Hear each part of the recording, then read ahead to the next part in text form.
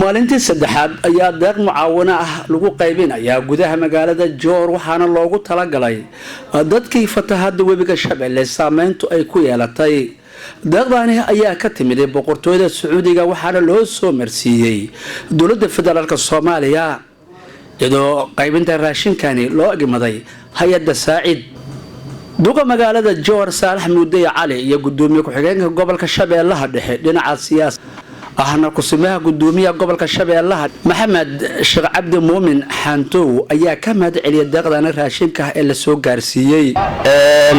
maalmahan waxaa noo socday mucaawino loogu talagalay degmada Tanjowhar oo aan maanta soo gabagabaynay tiradii maalmihii hore 750 ayaa maalintii ugu horeysay waxaa ku xigay 1500 waxaa ku xigay 750 oo maanta aad ay u mahadsan yihiin markaska Salmaan oo noogu soo deeqay deeqatan ee quruxda badan leh iyo dadkii saacid iyo dadkaas oo dhan waxa leeyahay aad ay u mahadsan yihiin tiradii ugu dambeysay maanta aan qaybinay oo ugu dambeysay waxay ahayd 750 waxaan leeyahay mahadin ka gaartay intii arrintaasi ka qayb qaadatay wuxuu noogu dhamaaday si guul ah dadkina aad bay u faraxsan yihiin waxaan leeyahay khayr Allah si intii maartay deeqdan keentay. Assalaamu alaykum warahmatullahi wabarakatuh. maanta waxaa noogu dambeysay raashinkii noo keentay mamlakada Sacuudiga Carabiya xafiiska boqor Salmaan kaasoo ahaa 3,000 oo qoys.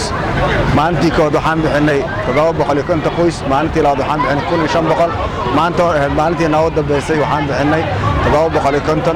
alxamdulillah waxaan aad iyo aad ugu mahad celinayaa ciidamada booliiska Shabeelle guud ahaan gaar ahaan ciidamadii sida khaaska ah noola shaqeynay maalmihii hadda culayska badnaa ee aan shaqadan wadnay. waa dareemi kartaan raashin intaas la eg oo intaas soo maalmood gudood lagu bixi culaysada ay leeyihiin. alxamdulillah waxaan ilaahay mahadis iyadoona xabadna ka dhicin qofna ku dhaawacmin qofna waxa dhibaato lagu gaarsiin ay raashinka noo baxay.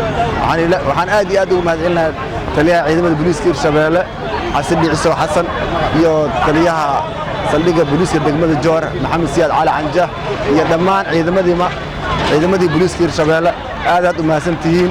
waxaan halkaasi ka hadlay oo mahad celiyay dhammaan cidii ka qayb qaadatay raashinkani loogu talagalay dadka fatahaadu saameynta ay ku yeelatay wasiirka gargaarka iyo maareynta masiibooyinka Hirshabeelle Cabdi Mahad Cabdullaahi.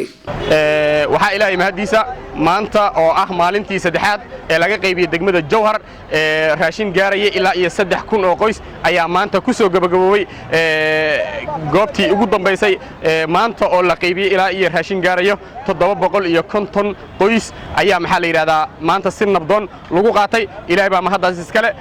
alxamdulillah thumma alxamdulillah intii soo dhiibtay sida maxaa la yiraahdaa Malik Salmaan iyo shacabka reer Sacuudi aad ay u mahadsan yihiin.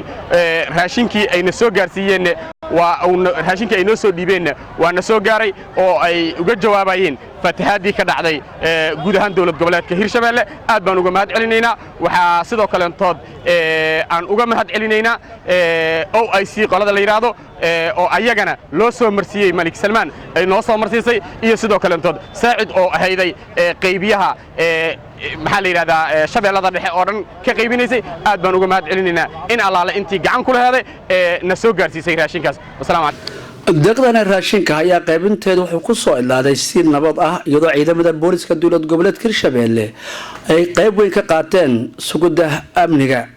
Abubakar Maxamed Bacadle raadiyaha TV qaranka Soomaaliyeed caasimada dowlad goboleedka Hirshabeelle magaalada Jowhar.